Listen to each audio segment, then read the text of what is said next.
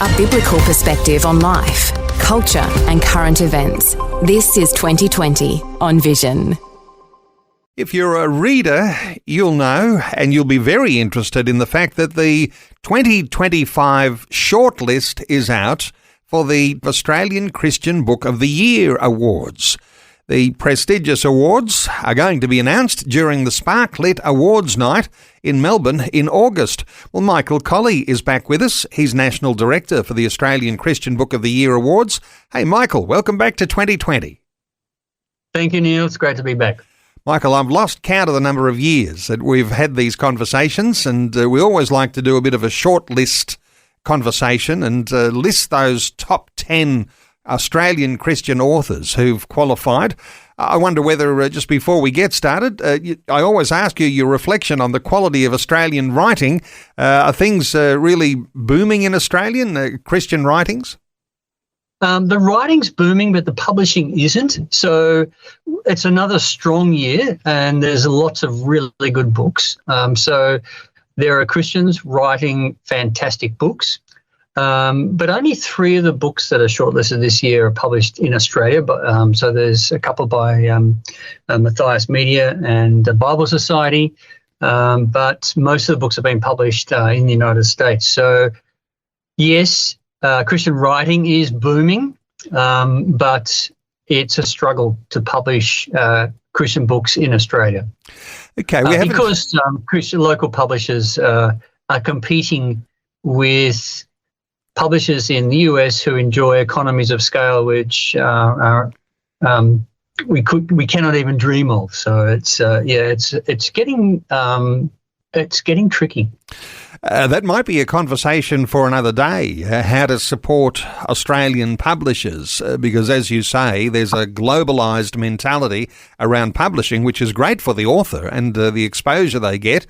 Yes, those Australian publishers, though, they certainly deserve support. Hey, we don't have a lot of time, but I want to rattle through all 10 of the shortlisted titles for the Australian Christian Book of the Year. Where do you want to start? Oh, well, there's an illustrated book for children. It's not just for children, but it's an illustrated book by artists in Central Australia, Aboriginal Christian artists. And it's a beautiful book, but it's also, I think, offers some profound insights, and I'll just give you one example. So there's an image here which illustrates the temptation of Adam and Eve, and it's done symbolically so that these 2 horseshoe shapes, one's Adam, one is Eve, but you'll notice that the temptation comes in the form of the serpent coming between and separating Adam and Eve. And I think a very simple drawing like that actually offers a profound insight that the temptation is not just our separation from God, that is, we sin against God, but it actually introduces dysfunctionality into our human relationships. A very simple insight offered by a very simple piece of art, but I found that quite helpful. I note you're avoiding the title here. I did an interview with someone who was connected here, but Gadaku Jakurpa. I'm doing my best Aboriginal translation there. Yep, but for listeners, keep an eye out for that. Story. God's Story, yes, a fabulous Christian book for children, but with a really different take on it. Hey, let's talk about some of the other titles. What else is on the list? Okay, so there's a book of poetry by Matthew Puller, and this is a book that's close to my heart because Matthew, in 2012, I think it was, as a young writer, won the Young Australian Christian Writer Award. So we have awards for unpublished manuscripts by young writers, and he had a manuscript which won that award. And now this is his 3rd book of poetry. So it's the aim of our awards, the suite of awards, is to encourage Christian writers, and it's working. We've encouraged Matthew, and this is a beautiful book. His new poetry is informed by the fact that he's now a father of children who talk. And so there's the best poems in here, I think, involve the conversation between father and son and having to practice what you preach. And its title is This teeming mess of glory. And when you're talking poetry, obviously there's a lot of emotion that's part of this author's writings. So I guess this it explores what it's like to follow Jesus in a chaotic world, and especially trying to raise children. This Teeming Mess of Glory by Matthew Puller. What's next on your list? Okay, World Christianity by Graham Hill. So Graham Hill's been around for a while, and this is, I guess, the fruit of a life's work, studying the church around the world. So this is a survey of the state of Christianity around the world. And one of the insights, I guess, it offers is increasingly what the church looks increasingly unfamiliar to us because it's taking root in different cultures around the world. Christians speak different languages. So it's really a survey of what the church looks like in the 21st century. And you've got a special passion too for missions and the way the church is changing. Just briefly, from the way you've gleaned from this new book called World Christianity, there's some pretty significant things happening. Anything special come to mind for you? Well, I guess I believe where God raises up a people, he raises up a reading and writing community. So the church has always been a reading and writing community. And this is an opportunity to hear the voice of the Church of the Global South, the suffering church. It's a really rich resource. Fabulous. What else is next on your list? The Body God Gives. So this is a book by Robert Smith. Is on the faculty at the Sydney Mission and Bible College, and this is a book where I think it's the first really deep dive by a Christian author into queer theory and the whole idea of transgenderism and how we now look at gender and sex. It's a really thorough and timely book. A research book, Robert S. Smith, and the book is called The Body God Gives, a biblical response to transgender theory. What's next on your list, Michael? Modern Genre Theory. This is by Andrew Judd. So Andrew is a scholar, and genre theory, this is the idea that it's a book that helps us read the Bible as it's supposed to be read. So we know that in the Bible there are many books, and the books belong to different genres. So there's history, there's poetry, but it's a bit more. This book sort of goes into a bit more depth than that. So what sort of poetry is this psalm? What sort of history, the Book of Judges? The Book of Judges, the closest sort of modern genre Andrew can think of here is that it's a horror film, and that's a pretty useful tag, actually, for Judges. It is a horror film. All right, okay. The comparison of biblical books to horror films. But interestingly, it's in an academic type of writing. And, when we've got Indigenous children's books and poetry and academic books, there's a real mix in this year's list, from the easy to read to something that's going to really challenge your mental gymnastics by way of understanding the scriptures. Actually, yeah, although this book's been written by a scholar, and I think the title's really appalling because it's actually much more accessible than the title would suggest. It really needs to be called How to Read the Bible as It Was Meant to Be Read, or something like that, because it's a really helpful and useful book. It's not, don't be deterred by the title. Okay. Academics have a certain way of framing what they're trying to say, so keep an eye out for Modern Genre Theory, an introduction for biblical studies. What's next on your list, Michael?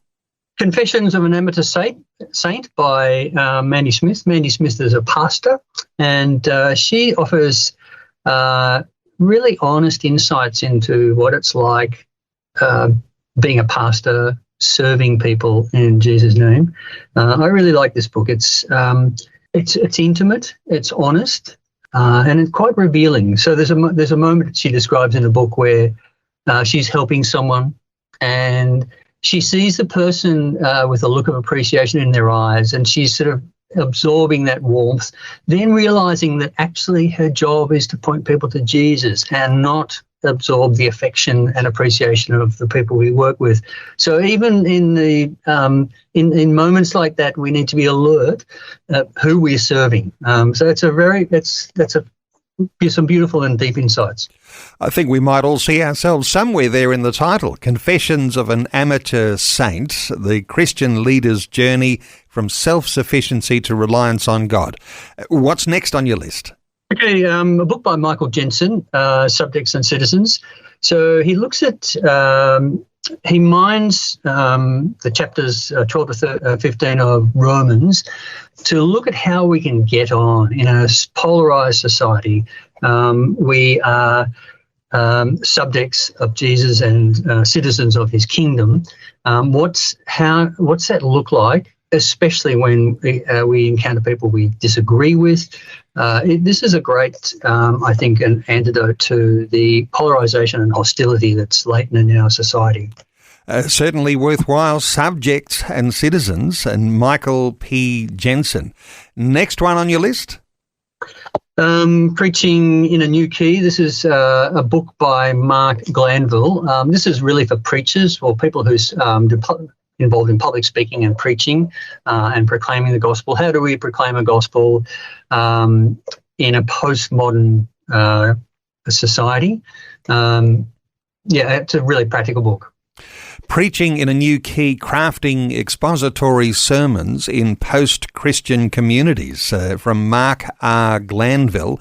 And next one on your list?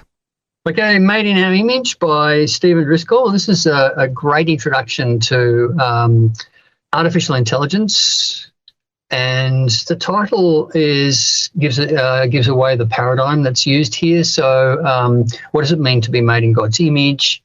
And so, when we're talking about intelligence, to what extent, what does it mean to be intelligent in a way that God designed us to be intelligent?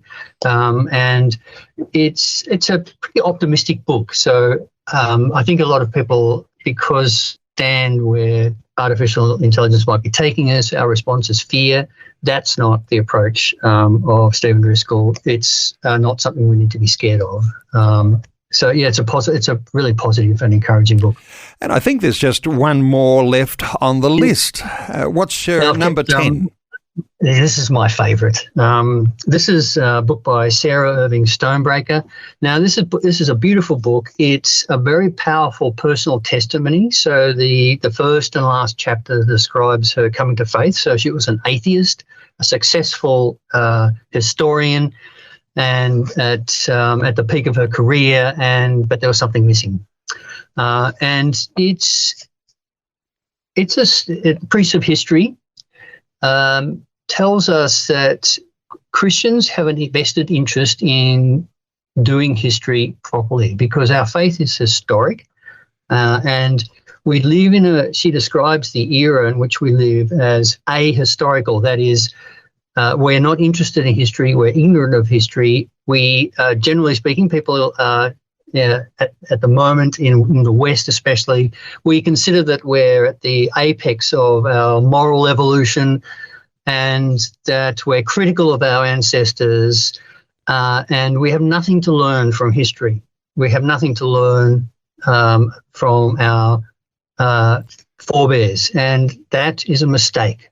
Especially if we're Christians. So we have a vested interest in doing history well, and this is the argument that Sarah presents in Priests of History. So Christians are priests of history.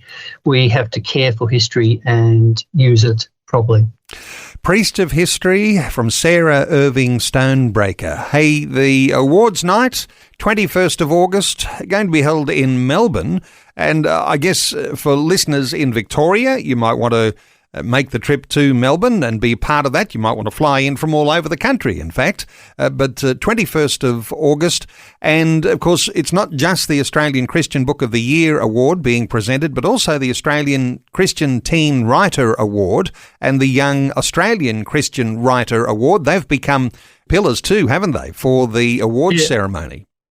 Well, many people's favourite moments in the awards night is seeing the teen and young adult writers receive their awards and have portions of their text performed. So yes, that generates a lot of excitement on the night. And so the 21st of August, St Alfred's Anglican Church, Blackburn North in Melbourne, and look forward to that. And you can register to attend, $20 a head. You can get a live stream link free of charge. You might even want to put that in the diary in advance.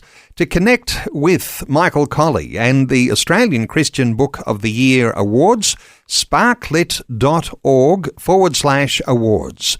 That's sparklit.org/awards. Michael, always a privilege. Thanks so much for updating us. And a shortlist, the top 10 shortlist, not in any particular order, as I always like to talk to you about, but the Australian Christian Book of the Year coming up. Michael, thanks so much for updating us today on 2020. Thank you, Neil.